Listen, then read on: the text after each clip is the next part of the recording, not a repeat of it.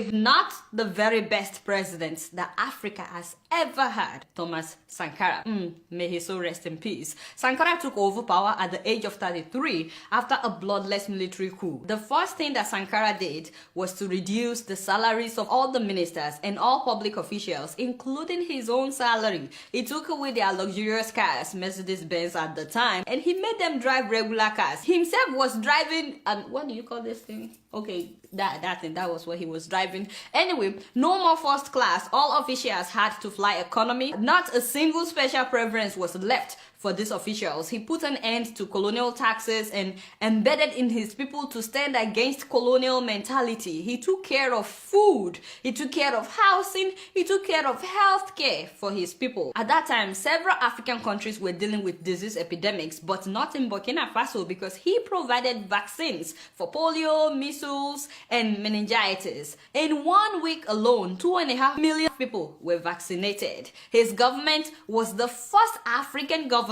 to publicly recognize the AIDS epidemic as a major threat to Africa. He was also one of the first head of states in the whole world to promote women's rights. Yes, the very first African leader to appoint women to major cabinet positions. Take a look.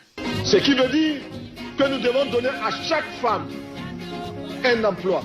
Nous devons donner à chaque femme le moyen de gagner honnêtement et dignement sa vie.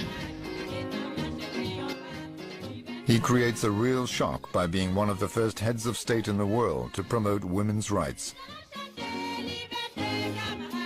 You guys can watch that documentary on YouTube. It's a wonderful documentary about the life of Thomas Sankara. Yes, he stood against forced marriages, underage marriages, or even expelling women from school if they got pregnant. He was like, if you have to expel the girl, what about the boy that got her pregnant? I was like, God bless you, my brother. She didn't do it by herself now. Thank you, Jare. In fact, when it was Women's Day, Sankara announced that women all over the country should not go to the market that day to buy anything, that their men should do all the shopping, and that they should let all the women rest that day because it's Women's Day. And you know, the men also enjoyed it. For the first time, many of them got to know the price of pepper, the price of okra. They actually appreciated their wives more after that experience. And the story was reported all over the world. Also, men were no longer allowed to beat their wives. He also instituted mass sporting activities. Everybody had to become active and participate in sports in order to keep fit and healthy. That was Sankara playing basketball, you know,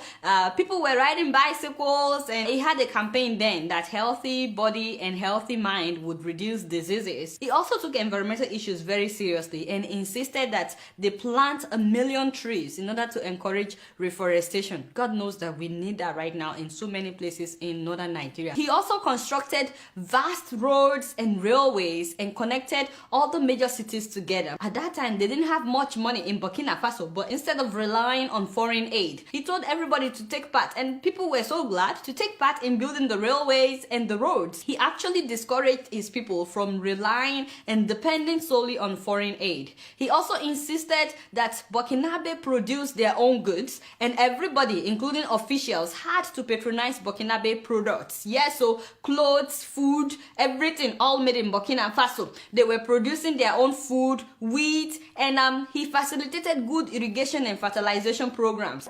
Nous nourrir. Nous pouvons dépasser même notre production. Malheureusement, par manque d'organisation, nous sommes encore obligés de tendre la main pour demander des aides alimentaires. Installe dans nos esprits ces réflexes de mendiants, d'assister. Produire plus parce que il est normal que celui qui vous donne à manger vous dicte également.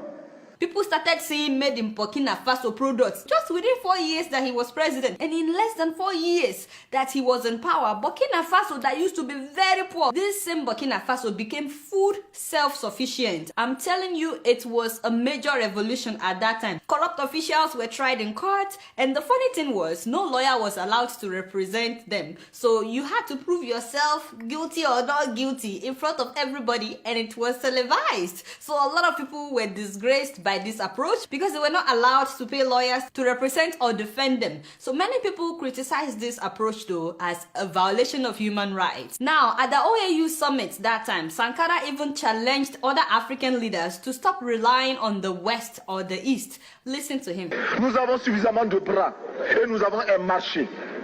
immense, très vaste, du nord au sud, de l'est à l'ouest. Nous avons suffisamment de capacité intellectuelle pour créer, ou tout au moins prendre la technologie et la science partout où nous pourrons les trouver. Produire en Afrique, transformer en Afrique et consommer en Afrique. Produisons ce dont nous avons besoin et consommons ce que nous produisons au lieu d'importer. Le Burkina Faso est venu vous exposer ici la cotonnade produite au Burkina Faso, tissée au Burkina Faso, cousue au Burkina Faso pour habiller les Burkinabés. Ma délégation et moi-même, nous sommes habillés par nos tisserands, nos paysans. Il n'y a pas un seul fil qui vienne de l'Europe ou de l'Amérique.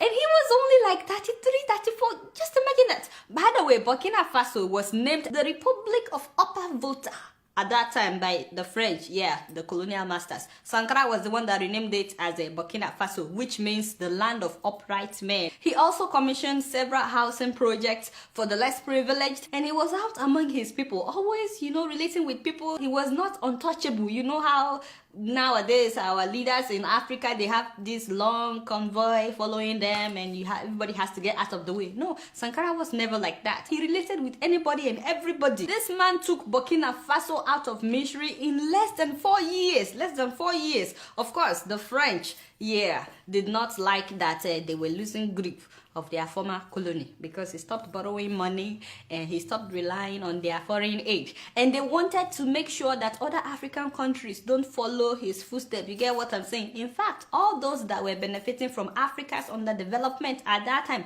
they were not happy to see Burkina Faso rising, becoming self-dependent. So guess what they did? They sponsored his very best friend from childhood to overthrow him. I'm talking about Blaise Compaoré, the same man that has ruled Burkina Faso for the last 27 years. So on October 15th, 1987, Sankara was killed by Compaoré's armed men. How ironic that Blaise himself was overthrown in the month of October. Just imagine what a coincidence. Compaoré's men killed Sankara and 12 other officials with a shower of bullets that dismembered Sankara's body completely. So they hurried and buried him in an unmarked grave, like a goat. There was no ceremony for Sankara's burial. They treated him like an animal. His wife and 2 children had to flee the country, and Compaoré immediately reversed nearly all of Sankara's policies. He was never repentant, by the way. He actually pretended that he was not the one behind the whole thing. The only thing he said was that,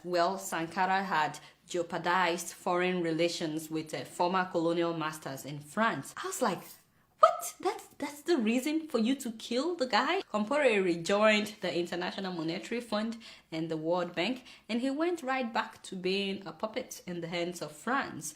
And once again, what would have led to true self-dependency and freedom in Africa was quenched by this man. The question is, would we learn a lesson from Burkina Faso? I mean, all the African countries where corruption is being celebrated today, can we learn from the Burkinabés? All the countries that have dictators in power, when will you guys have your own revolution? But as much as I admire Thomas Sankara, the man whose legacy will never die, it actually reminds me of the fact that in Africa, we kill those we should celebrate, and we celebrate those we should get rid of.